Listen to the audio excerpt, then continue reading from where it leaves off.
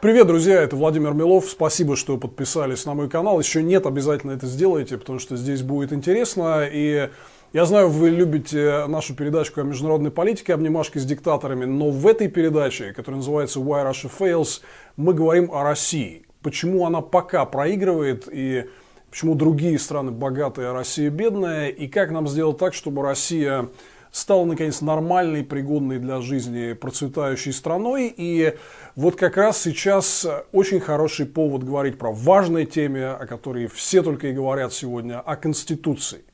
Об основном законе нашей страны, который, собственно, и должен в правовых терминах определять вот устройство нашей жизни, как мы живем, что здесь можно и нельзя. Сейчас, конечно же, это тема для всеобщего обсуждения в связи с вот той кутерьмой, которую затеял Владимир Путин. На самом деле с одной целью, чтобы бессрочно остаться у власти. Ну вот из поправок в Конституцию, которые, в общем-то, в принципе, связаны только этим, устроили просто настоящий цирк. Вы видите, как это все происходит. То есть всего лишь меньше, чем за 2 месяца с того, как Путин вообще озвучил идею, что нам якобы нужны поправки в Конституцию, хотя он много раз говорил раньше, что нет смысла ее менять. Но прошло меньше 2 месяцев, без всякого серьезного обсуждения, накидали всякого туда дерьма, значит, как в какое-то протухшее ирландское рагу, и уже это приняли, подписали и поддержали всеми подконтрольными Единой России, партии жуликов и воров, парламентами субъектов Российской Федерации.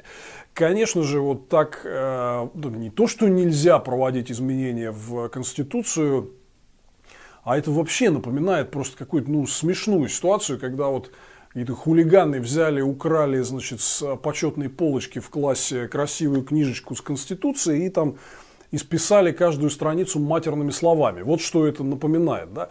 Но мне очень многие из вас задавали вопросы, а в принципе, как должна быть устроена Конституция, система власти, отношения между властью и народом в нашей стране. Я вот хотел чуть подробнее вам об этом рассказать. И мне кажется, то, что сейчас творит Путин со всей выкомарилией, при всем том плохом, что в этом содержится, это на самом деле открывает нам некий новый шанс. Потому что, в принципе, у нас была вот эта Конституция 93 года с таким, например, неплохим общим разделом о правах человека и гражданина. Да? И все время были вот эти дискуссии, надо ее менять, не надо ее менять и так далее. Вот одно из положительных вещей, которую Путин сейчас проделал, это то, что он поставил в этой дискуссии жирную точку. Эта Конституция окончательно испорчена. Эта книжка, где было написано про права человека и гражданина и устройство власти, уже полностью исписана какими-то матерными словами. Там ничего невозможно прочитать. Она не работает. Поэтому нам обязательно понадобится новая Конституция. И вот я хотел несколько своих мыслей разделить с вами, что я думаю об этом. Но давайте все-таки несколько слов скажем о том, что происходит сейчас. И о том, что будет происходить 22 апреля с так называемым всенародным голосованием, если, конечно, из-за карантина это дело не отменят.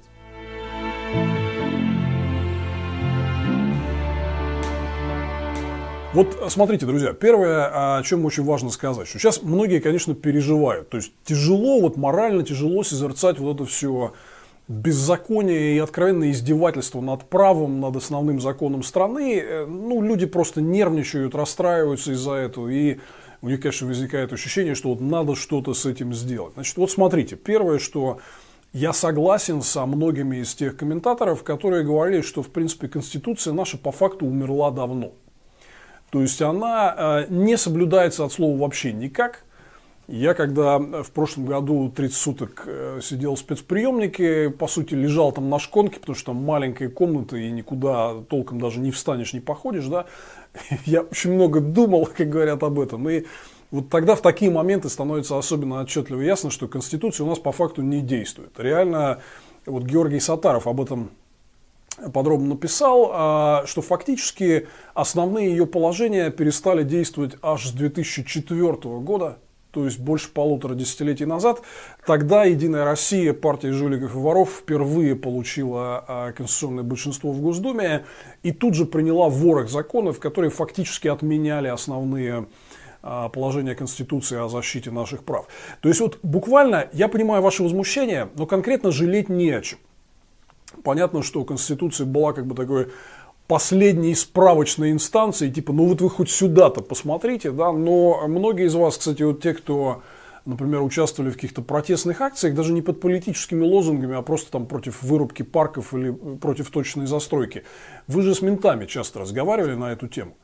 И вот начинались все время эти разговоры про 31-ю статью и свободу собрания, на что очень многие менты явно проводят там идеологическую самообработку. Они говорят, а нам эту конституцию вообще американцы писали. Да? Вот, поэтому на самом деле по факту этот документ уже давно не действовал, и сейчас Путин окончательно напичкал его ядом вот этих вот совершенно не связанных между собой, противоречащих друг другу и остальному тексту поправок. Да? То есть все. Она теперь, вот давайте смиримся с этим, что это факт жизни. Конституция приведена в нерабочее состояние. Поэтому, когда мы соберемся все-таки строить на месте разрушенной Путиным России нормальную современную страну, нам надо будет писать что-то новое. Поэтому, на мой взгляд, это вот не тот момент, из-за которого надо очень сильно переживать. Кроме этого, наше общество в целом, ну, оно настолько вот застигнуто врасплох, что оно не очень понимает, а что происходит. Она понимает, что начальство что-то проталкивает, что им нужно, но вот, естественно, за такой короткий срок и невозможно сформировать отношение к тому, что делается. У людей в целом отношения к этому и нет. То есть, вот многие из вас говорят, а давайте организуем такую масштабную гражданскую кампанию. Нет, чтобы не допустить принятия этих поправок. На мой взгляд, я вот, глядя на наше общество, я не вижу шансов на это. Потому что люди не понимают, а что это, зачем это нужно. Им еще туда записали несколько всяких коврижек, типа индексации пенсий и социальных выплат. Ну, русские люди рассуждают как? Типа вот хоть что-то полезное с этой паршивой овцы, которая называется наше государство, хоть шерсть и клок, ну давайте его сдерем, унесем домой, а дальше все равно эта конституция не действовала, пусть там будет написано, что хочешь. Да? Вот, поэтому здесь мобилизационный потенциал я вижу на самом деле довольно низкий. Это, кстати, не уникальная российская ситуация. Например, зритель нашего канала вот смотрит нашу регулярную передачку о международной политике «Обнимашки с диктаторами», и мы делали предыдущий выпуск о ситуации в Армении, где в ходе народной революции 2 года назад сменилась власть. Так вот, там была очень показательная история. Там местный диктатор Серж Саргсян, он тоже решил вот таким способом конституционной манипуляции продлить себе власть. Ну, они поменяли президентскую модель правления на парламентскую. Типа он ушел в парламент и возглавил правительство как лидер большинства. Все полномочия были переданы в правительство. И вот эти поправки принимались чуть больше 4 лет назад, в декабре 2015 года. Тогда там тоже были протесты, но народ как-то вот вяло на это среагировал. Тоже опять вот, не понимали, что, зачем. Какие-то пункты здесь таком-то поменять слова такие-то и так далее. Вот это тогда смена Конституции в Армении не стала поводом для какой-то масштабной народной революции. А вот когда уже Саргсян по нормам новой Конституции, когда у него закончился срок, попытался переназначиться на новый, вот это люди очень хорошо понимают. Вот я прошу вас просто отнеситесь внимательнее, посмотрите вокруг. У вас же есть наверняка много знакомых, которые являются в том числе сторонниками Путина. Вы, я думаю, легко можете убедиться, что многие из них говорят, вот нам это не нравится. Там Конституция, ладно, может там и что-то хорошее есть, и мы это не понимаем, не хотим заморачиваться. А вот то, что Путин хочет бессрочно остаться у власти и перестать нас спрашивать, вот это многие воспринимают плохо. Потому что даже сторонники Путина считают, что он как бы лидер, потому что он избран. Так им рассказывают. Да? Потому что мы за него голосовали. Но им не нравится, когда их не спрашивают. Когда власть просто говорит, нам плевать на ваше мнение, и мы теперь останемся бессрочно, пожизненно на своем посту. Да? И вот эта штука очень сильно может отвратить от Путина даже его сторонников. Мне кажется, сейчас надо дать им поиграться в это. Дать им вот этому негативному отношению в людях отрасти до каких-то серьезных масштабов, когда люди реально увидят, что это уже не игрушки в какие-то там поправки в документы, а Путин хочет править пожизненно и никого не спрашивать. Поверьте, это не нравится даже его хардкоровым сторонникам, и очень важно, чтобы эти настроения в обществе росли.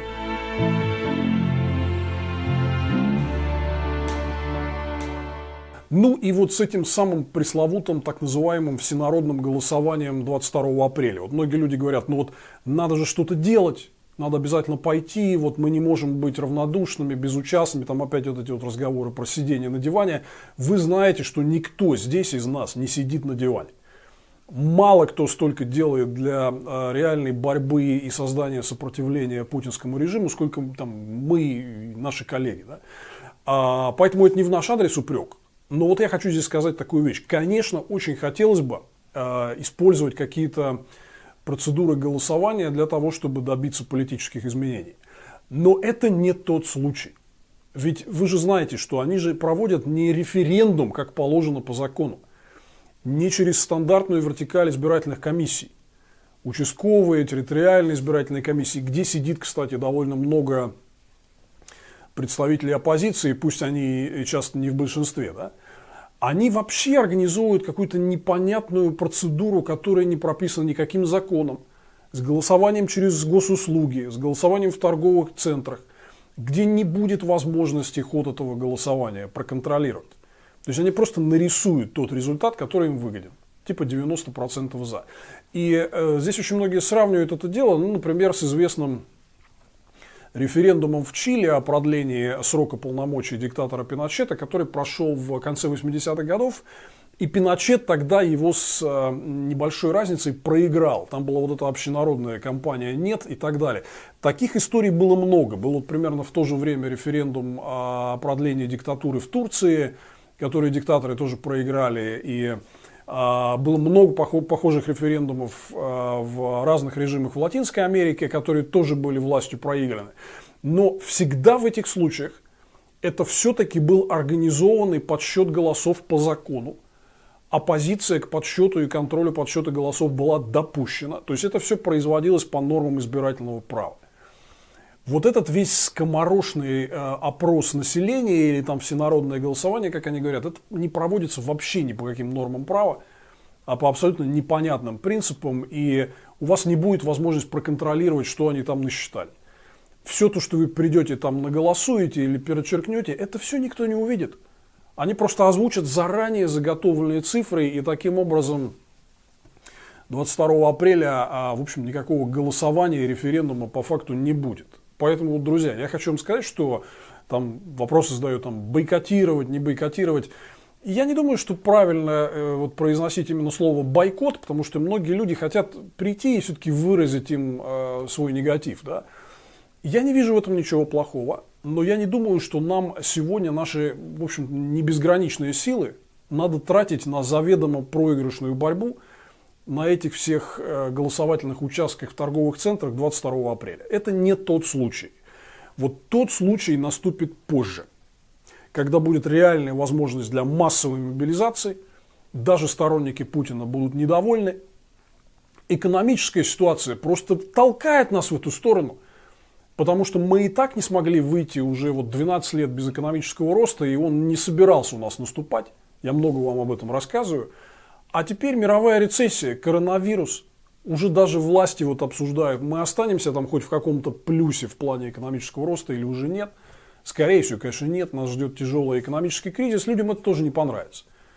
Кризис, власть ничего не делает, Путин, наплевав на мнение людей, пытается обеспечить себе бессрочное правление, абсолютно противозаконно протаскивает эти поправки. Ребят, все это движется в нашу сторону. У нас через какое-то время в обществе наступит точка перелома, когда люди будут готовы выйти и сказать «нет». На выборы, на улице эта точка может наступить в любой момент. Давайте ее готовить.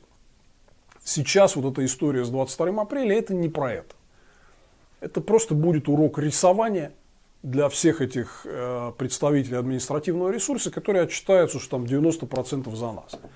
Но мы-то с вами знаем, что по факту это не так, что по факту своими вот этими медвежьими действиями Путин только отвратил от себя же даже часть своих сторонников. Им не понравилось вот это беспардонное, бесконечное продление его правления. Мы этим воспользуемся в будущем. 22 апреля это сделать нереально, потому что большинство людей не понимают, что происходит, и они смогут нарисовать любой результат, который нужно, потому что там нет механизмов контроля подсчета голосов. Поэтому давайте не заморачиваться на то, что 22 апреля будет происходить. Конечно, наша задача все эти нарушения задокументировать, рассказывать, распространять информацию, как они все это сфальсифицировали. Но мы не выиграем этот матч, потому что он проходит без правил. Давайте готовиться к следующим сражениям, где уже ситуация действительно будет не на стороне Путина и будет возможность добиться реального успеха. Вот это вкратце то, что я думаю о текущем процессе вноса так называемых поправок в Конституцию. А вот сейчас мы несколько слов поговорим о том, а как российская Конституция в принципе в идеале должна выглядеть.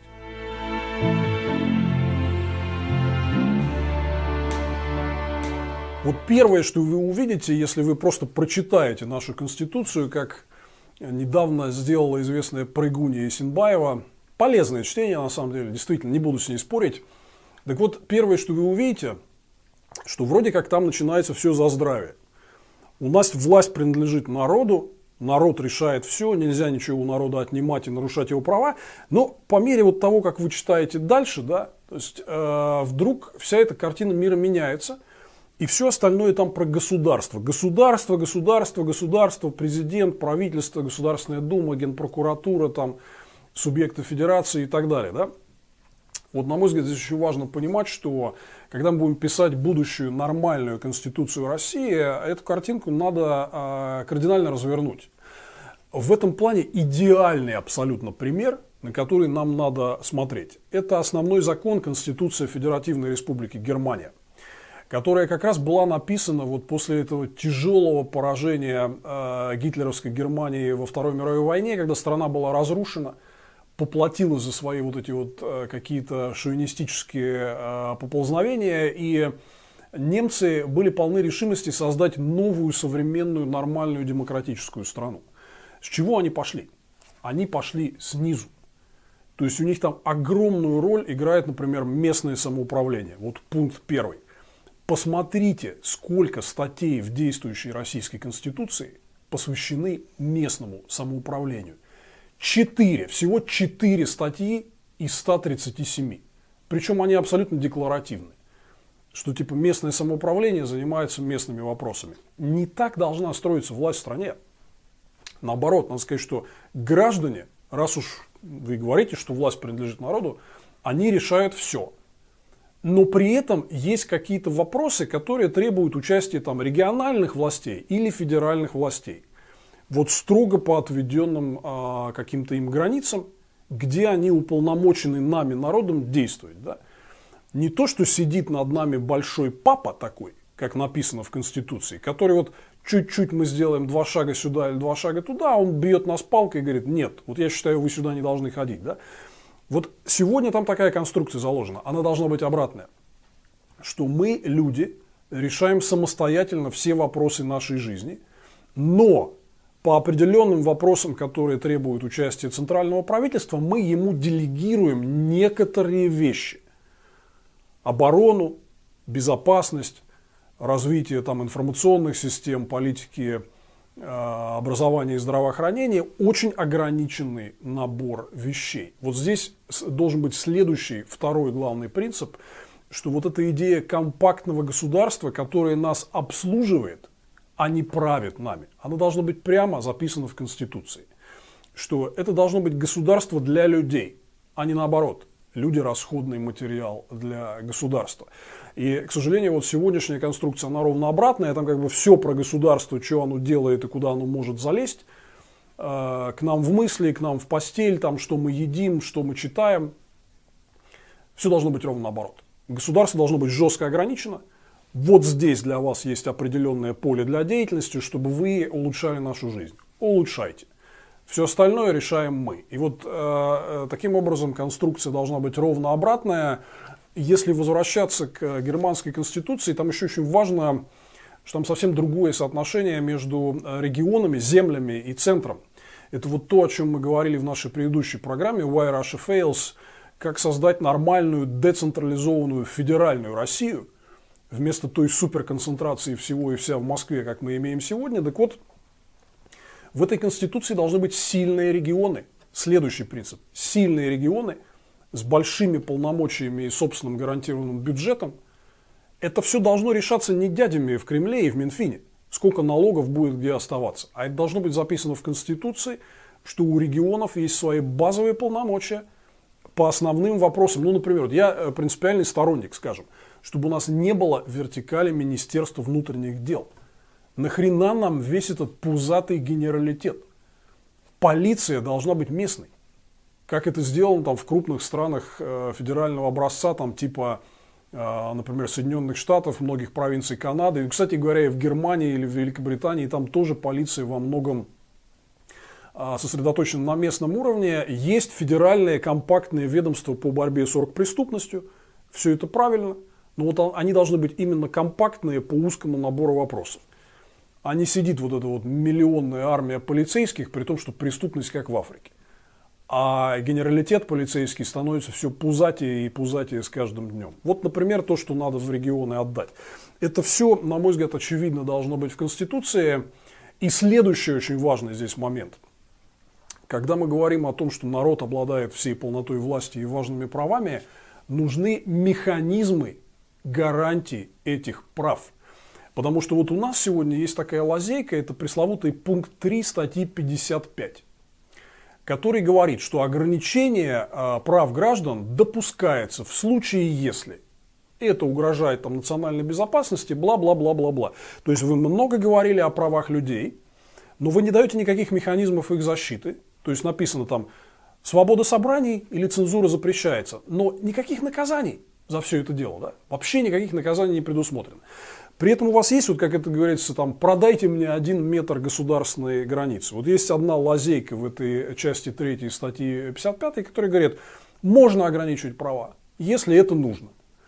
Вот, во-первых, такого не должно быть. Должен быть очень конкретный перечень случаев, когда действительно ради безопасности и других важных целей временные какие-то очень ограниченные такие вот моменты, связанные с ограничением прав людей, могут вводиться, но, это, кстати, есть и в законах других демократических стран, но при этом должны быть механизмы, которые обеспечат защиту людей от произвола чиновников. Например, вот у нас есть много, кстати, судебных решений, даже Конституционного суда, что власти не могут, руководствуясь вот этим принципом защиты безопасности, просто произвольно отказывать вам в проведении митингов.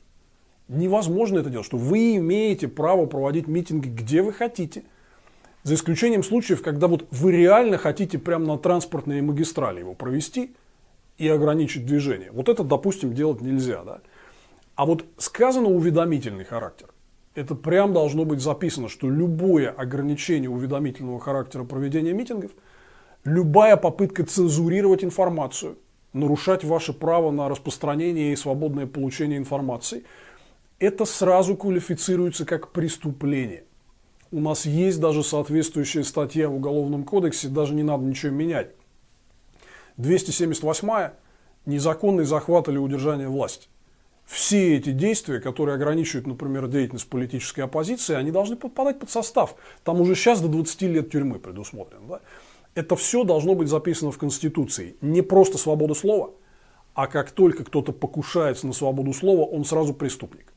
Он нарушает базовые права граждан и должен быть наказан. Например, за фальсификацию выборов, вы знаете, какие у нас смешные наказания для фальсификаторов? Вот у нас реально за то, что вы не подали заявку и вышли на пикет, можно загреметь на месяц ареста. За фальсификацию на выборах нельзя. Отделать каким-то мизерным штрафом. Вот в Конституции должны быть очень четкие механизмы защиты прав граждан вместо просто деклараций. И, конечно же, здесь вот еще какой важный момент, что наши права мы должны реализовывать непосредственно. То есть вот сегодняшний текст Конституции содержит огромное количество вилок, да, типа, а вот губернаторов избираем или назначаем? Или там представителей Верхней палаты парламента, я не уверен, что их надо 2 палаты, но тем не менее, да? Или мэров городов, вы знаете, что везде поотменяли это дело, должно быть очень четко записано. Например, порядок назначения судей, как они назначаются, непонятно, определяется каким-то там законом.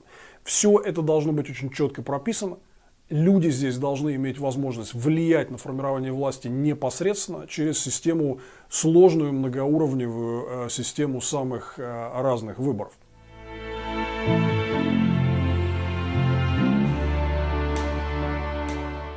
Оппозиция. Конечно же, вот в нормальной стране оппозиция – это главный залог того, что власть не будет, как говорит Владимир Владимирович Путин, обрастать жирком. И врастать вот корнями просто в это свой трон и президентское кресло и окончательно отрываться от народа.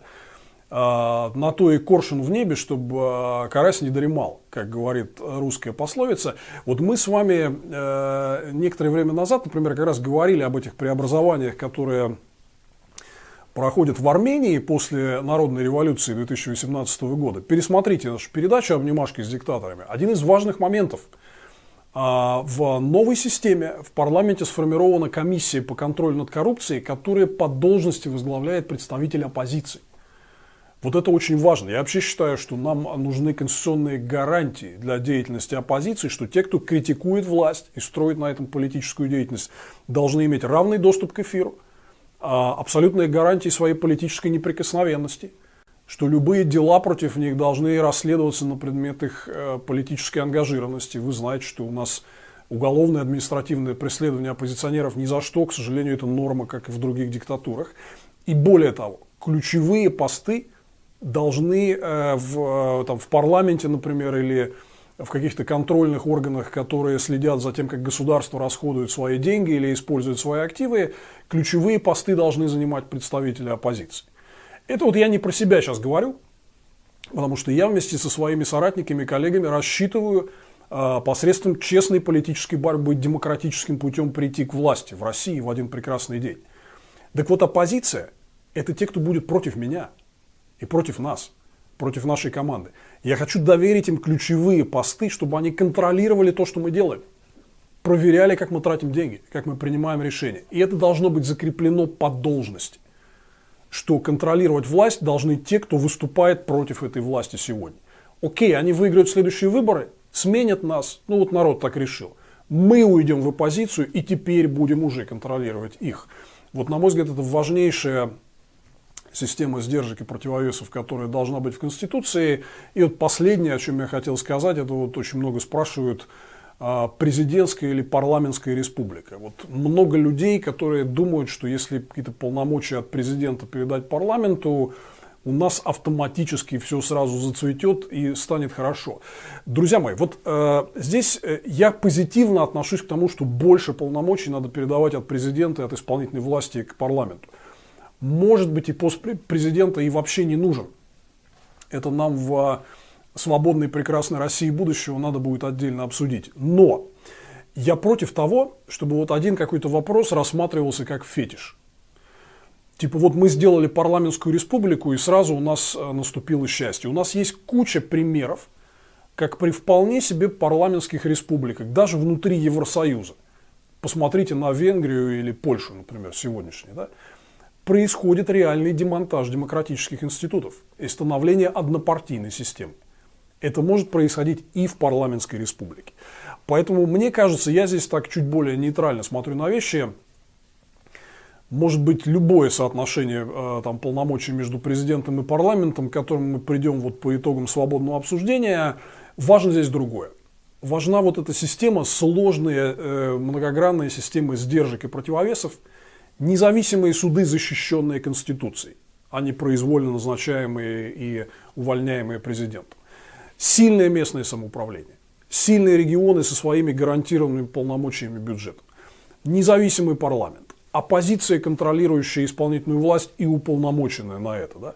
Свободная пресса, которая защищена более чем одной декларативной фразой про то, что цензура запрещается, а реальной системой наказаний за цензуру, за попытку ограничить свободу слова и информации. Да? Вот такая сложная система сдержек и противовесов, на мой взгляд, это то, что сможет удержать нас в будущем от дальнейших попыток свернуть нас на авторитарный путь развития. Ну и в целом, вот еще раз, если вы почитаете нашу Конституцию, там совсем мало народовластия, там совсем мало нашего мнения. Там в основном вот эти большая часть Конституции, это как эти государственные ведомства расписывают, кто где кого назначает. Так быть не должно. Нам нужен новый основной закон, который гарантировал бы, чтобы мы никогда, российский народ, никогда больше рычаги контроля над ситуацией из своих рук не выпускали. И никакая хищная мафия не смогла бы все это дело прихватизировать, как это сделал Путин. Мы такую конституцию в будущем обязательно напишем и примем. Я хочу сказать вам хорошую новость в завершении, что Путин нам расчистил поле для этого. Не переживайте, не плачьте по старой, неработающей, исписанной матерными словами Конституции. Все, ее больше нет. Нам придется принимать новую. Я рад, что эти споры наконец завершились. И вот нам надо думать о том, как вот эта новая государственность будет выглядеть в России и как она будет оформлена в виде положений новой Конституции, которую, я уверен, мы примем, и она будет хорошо работать. Давайте думать об этом. Давайте не пытаться выиграть матч, который играется крапленными картами, который, в общем, у Путина 22 апреля выиграть невозможно. Давайте сосредоточимся на расширении базы наших сторонников. Будем использовать весь этот беспредел, произвол, фальсификации и попытку Путина стать бессрочным правителем, чтобы еще больше тех, кто сегодня нейтрально относится к ситуации или даже поддерживает Путина, перетянуть на нашу сторону. Таким образом мы быстрее сможем построить вот эту прекрасную Россию будущего, к которой мы все стремимся. Это была программа Why Russia Fails с Владимиром Миловым, посвященная Конституции. Подписывайтесь на наши каналы, донатьте нам на продакшн, не бесплатно снимать все эти видео. Все реквизиты вы можете найти в описании к нашей передаче. И мы встретимся с вами через неделю, если нас не отправят на карантин, и продолжим говорить о том, как нам построить на месте разрушенной Путиным России нормальную, пригодную для жизни страну.